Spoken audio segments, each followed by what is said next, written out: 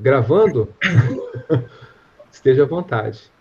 Então, novamente, dando início à defesa dos alunos José Paulo e Arthur Ladeira. José e Arthur, estejam à vontade, a palavra está com você. Ok, deixa eu só botar aqui para apresentar. Pronto.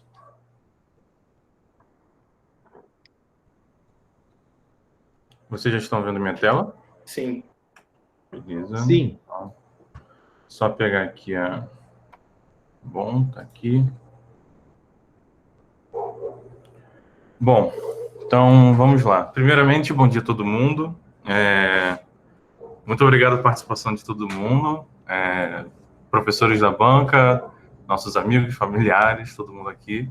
Realmente um momento muito importante para mim e para o Arthur, que significa a conclusão, ou quase, no meu caso, de um ciclo muito importante, um ciclo bem difícil e custoso, trabalhoso, mas que acho que vale a pena para todo mundo. E realmente todo mundo que a gente convidou é muito importante para a gente, por isso que a gente queria muito que vocês estivessem aqui, porque todo mundo acompanhou como foi esse processo e de qualquer forma ajudou a gente nisso. Falando agora, vamos começar a apresentação. Eu sou José, junto com o Arthur a gente vai apresentar o nosso TCC, que se chama Cardio, um estudo sobre usabilidade de aplicativos móveis para idosos. A gente foi orientado pelo professor Flávio, pela professora Luciana, e é isso. A nossa apresentação ela está organizada nesses 6 tópicos, que no caso é a introdução, o desenvolvimento centrado no idoso, a usabilidade de aplicativos móveis para idosos e o nosso projeto em si, que a gente chamou de Cardio. Depois a gente fala sobre a avaliação de usabilidade dele e, por fim, uma conclusão. Bom, a insuficiência cardíaca é uma doença onde o coração não consegue bombear o sangue de maneira adequada para todo o corpo.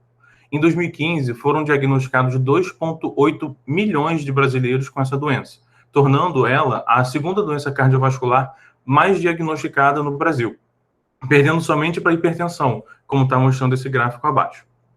Inserido nesse cenário de tratamento de insuficiência cardíaca, existe a Clínica de Insuficiência Cardíaca Coração Valente, da UF, fundada em 2007. Nesses 14 anos, ela oferece diversos tipos de tratamento e acompanhamento para esse paciente, como consultas médicas, consultas com enfermeiros, nutricionistas, fisioterapeutas, psicólogos. Só que acaba que, entre uma consulta e outra, muitas informações extremamente necessárias para a eficácia do tratamento e, consequente, melhora de vida do paciente, acabam se perdendo porque o paciente acaba esquecendo, porque realmente um mês ele acaba não lembrando de pequenos detalhes. E aí, com essa necessidade, um especialista busca o Instituto de Computação para desenvolver um sistema de acompanhamento desses pacientes enquanto eles estão em casa e melhorar a qualidade de vida deles. E no futuro, depois o grupo acabou batizando esse aplicativo como Cardio. Para o nosso desenvolvimento, a gente utilizou uma técnica chamada desenvolvimento centrado no idoso. Idealmente, o design, que é como o modelo de design, que é o conceito que o designer tem da aplicação, e o modelo do usuário, que é como o usuário interage, o que ele espera do sistema, devem ser iguais. Para você conseguir atingir isso, existe uma técnica chamada desenvolvimento centrado no usuário, que você bota o usuário no centro do teu desenvolvimento. Então, você não só desenvolve para o usuário, mas também desenvolve com o usuário. Só que acaba que o desenvolvimento centrado no usuário, ele não dá muita instrução de como interagir com pacientes idosos, com usuários idosos. E aí, derivado dele, surgiu o desenvolvimento centrado no idoso. Como está mostrando essa imagem, ele tem 3 fases. A primeira é o levantamento de requisitos, onde você identifica as variáveis demográficas e comportamentais, você analisa as características e os objetivos desse teu usuário e elabora uma persona, ou seja, um arquétipo, algo que represente este usuário. Depois você cria um cenário problema para essa persona e, por fim, você elucida os requisitos do teu sistema. Depois dessa fase, você vai para a prototipação e logo depois da prototipação, você passa para a avaliação desse teu protótipo. Ela é uma avaliação conceitual que busca coletar feedbacks do usuário e também medir o impacto desse sistema na vida dele. Como a gente está vendo aí, tem essa ideia de ciclicidade, de um ciclo, Então, você começa pelo levantamento de requisitos, passa pela prototipação, depois vai para a avaliação.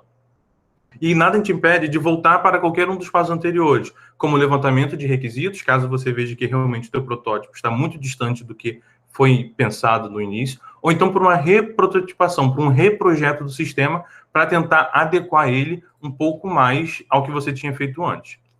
E agora, falando sobre avaliação do teu sistema, você pode caracterizar essas avaliações de acordo com de diversas maneiras. Você pode caracterizar, por exemplo, pelo foco dela, que pode ser por um objetivo do usuário, pela estrutura da interface, ou então pela qualidade que o usuário espera dessa interface. Você pode caracterizar ela pelo ambiente que ela é realizada, por exemplo, um ambiente controlado, numa sala de testes, onde você tem a presença de um avaliador e do usuário. Num ambiente natural, ou seja, onde o usuário habita, onde realmente o usuário utiliza, né? Então, como, por exemplo, casa, trabalho, escola, academia, que seja. E você tem também a presença do usuário e do profissional. Ou então você pode fazer uma avaliação de usabilidade em qualquer ambiente, que não necessariamente você precisa do usuário. Pode ser, por exemplo, só um avaliador fazendo uma avaliação heurística. E, por fim, você também tem diversas técnicas que pode caracterizar essa avaliação. Você tem a técnica prospectiva, preditiva e empírica. Dentro da empírica, a gente ressalta também a empírica analítica, lista de inspeção ou então a empírica heurística. Bom dia, eu sou Arthur. Vou falar um pouco sobre a avaliação heurística, né? Em 1990, Nielsen fez um compilado de tópicos de avaliação de usabilidade que ele chamou de heurística, que ele compilou em 10. Eu quero elencar aqui 4 heurísticas. A primeira, né, de visibilidade do estado do sistema, que fala sobre o feedback que o sistema deve dar ao usuário. A terceira, perdão, sobre o controle e a liberdade do usuário, onde que o usuário precisa ter uma saída de emergência para estados que ele não deseja. A sétima, sobre o projeto estético minimalista, um design simplista. E a oitava, sobre a prevenção de erros.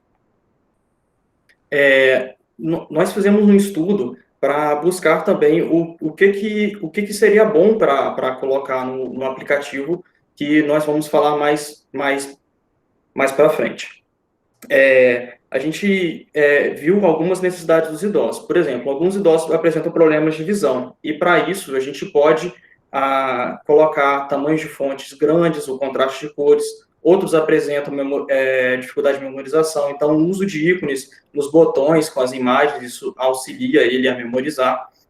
Outros têm perda de destreza motora, então a gente tem que evitar a rolagem de telas, ou perda de cognição.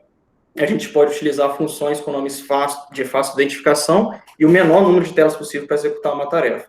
Ou podem ter dificuldade de foco, né? Então a gente precisa ter esse mecanismo de apoio às interrupções, e prevenir os erros e recuperar o estado onde o usuário parou.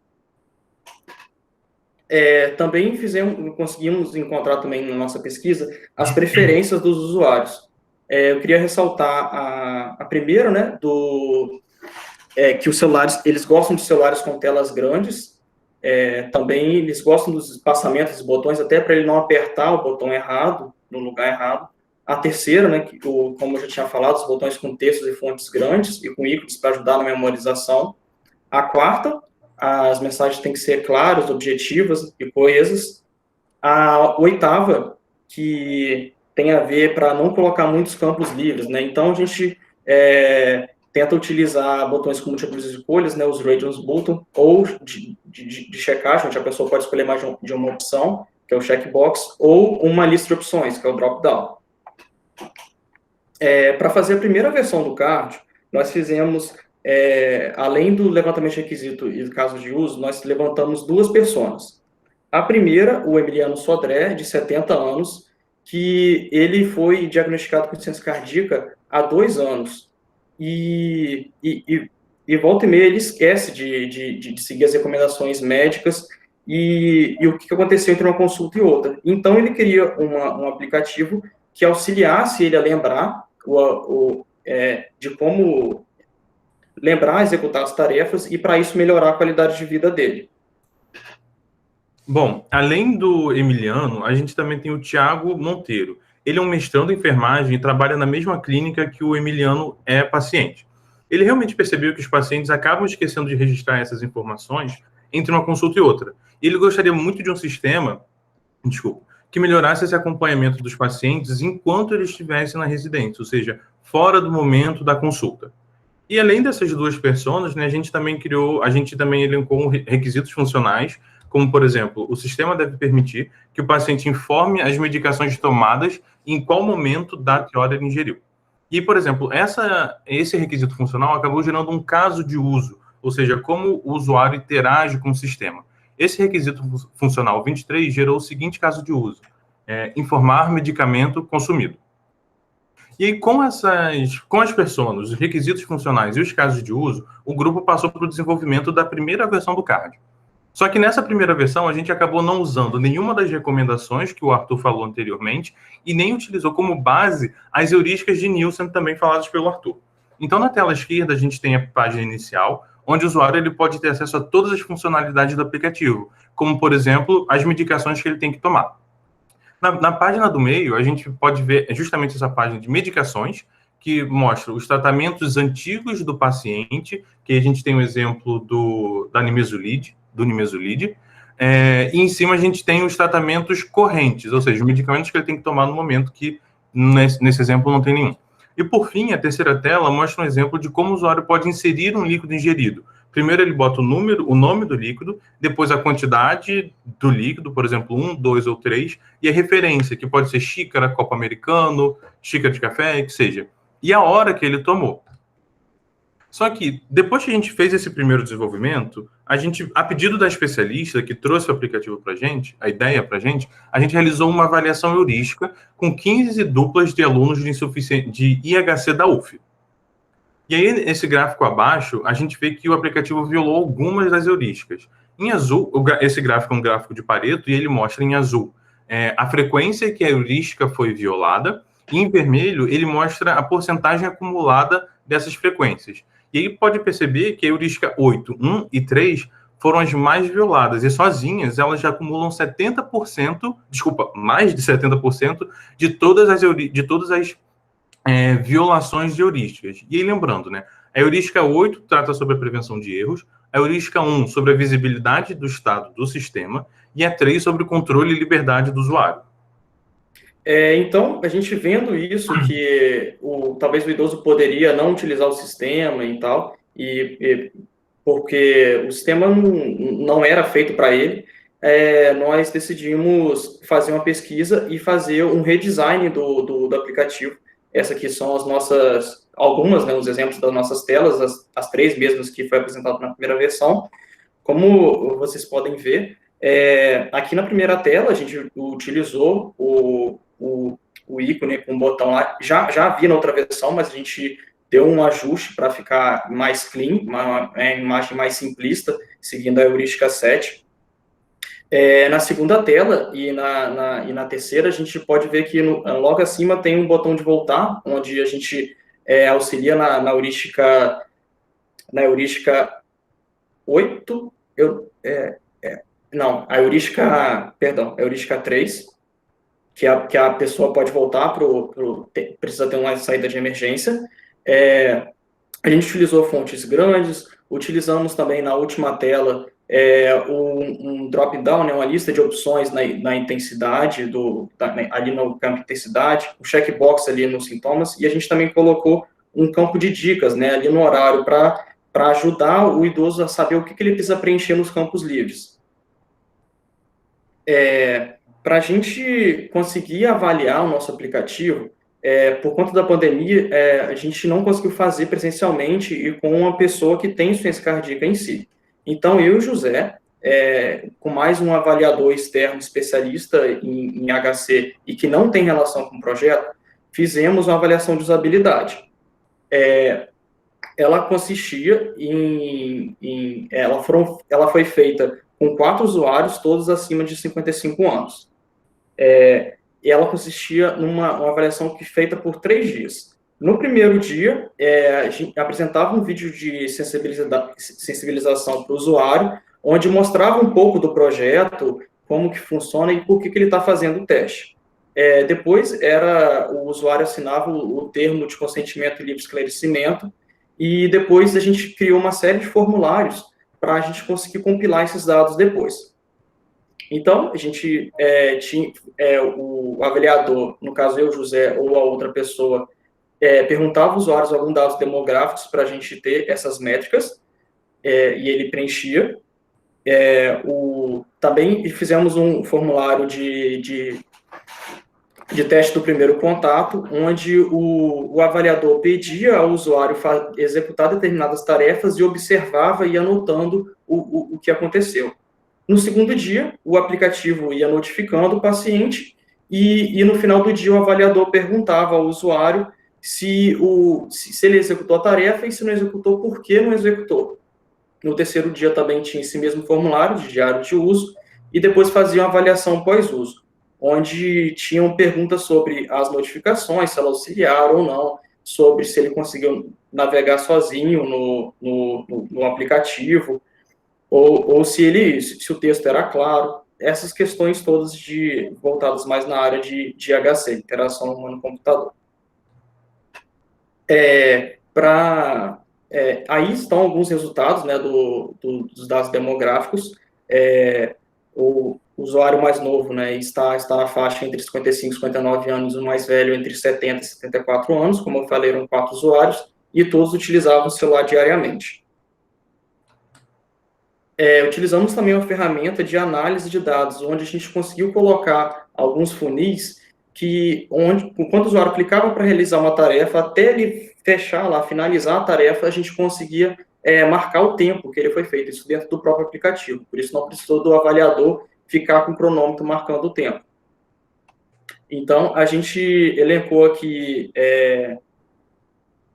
5 tarefas aqui, principais, né? Cadastrar dados biométricos, gestão de líquidos, gestão de medicamentos, cadastrar exercício físico e presença na consulta.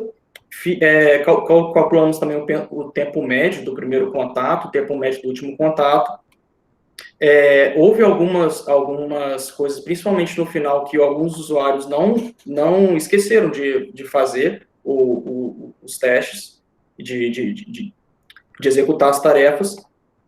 Mas, assim, no geral, exceto, assim, presença de consulta, a gente não conseguiu dados conclusivos, porque os usuários esqueceram e tal, em determinados pontos. Cadastrar dados biométricos ficou praticamente estável no tempo.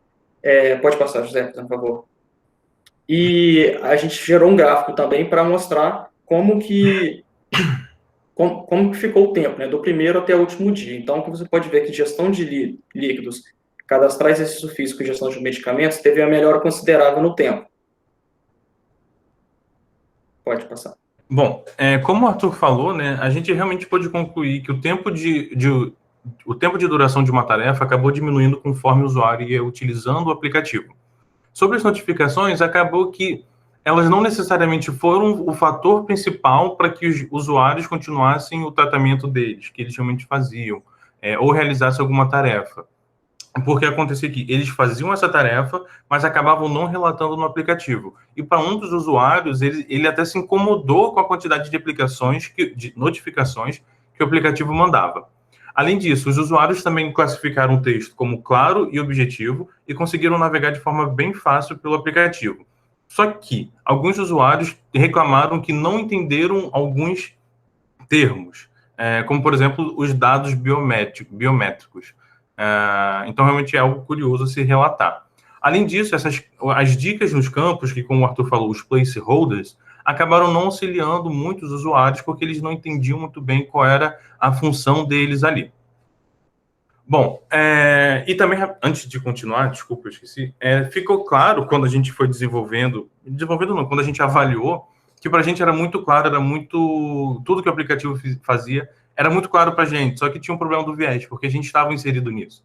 Então, para a gente, todas as recomendações faziam sentido, estavam atendendo às necessidades. Só que quando você avalia, você percebe que esse estado da arte de um aplicativo, onde você pega todas as recomendações e acha que só por ali vai estar 100%, acaba que é uma falácia. E mesmo a gente seguindo isso, realmente, vários usuários tiveram diversas dificuldades e relataram bastante coisa para a gente.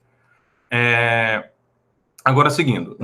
Então, no nosso trabalho, né, a gente percebe que a gente contribuiu para o fomento e para divulgação do desenvolvimento centrado no idoso, né, justamente porque cada vez mais essa parcela está aumentando e cada vez mais ela vai estar mais inserida no contexto digital. Então, a gente realmente tem que começar a pensar muito nesses usuários, justamente com uma questão de acessibilidade digital, né? E, além disso, o trabalho também ajuda a fomentar o desenvolvimento e pesquisas de tecnologias M-Health, ou seja, Mobile Health, que buscam o autocuidado desses pacientes além do consultório médico, ou seja, enquanto eles estão na casa deles. Para trabalhos futuros, nós recomendamos, além dos ajustes dos pontos levantados durante o nosso estudo, né, a integração com wearables como smartbands, smartwatches, e também integração para a coleta desses dados, e também integração com plataformas de saúde e bem-estar, como o Google Fit, o da Samsung, que eu não lembro, e etc. E, além disso, também a implantação de um método de apoio à decisão, que com os dados coletados pela aplicação, trabalhe eles e, de alguma forma, auxilie o diagnóstico e acompanhamento desses pacientes. E, consequentemente, mais uma vez, buscando sempre trazer a melhora da qualidade de vida desse paciente. Aqui é a nossa bibliografia. E é isso. Muito obrigado a todos.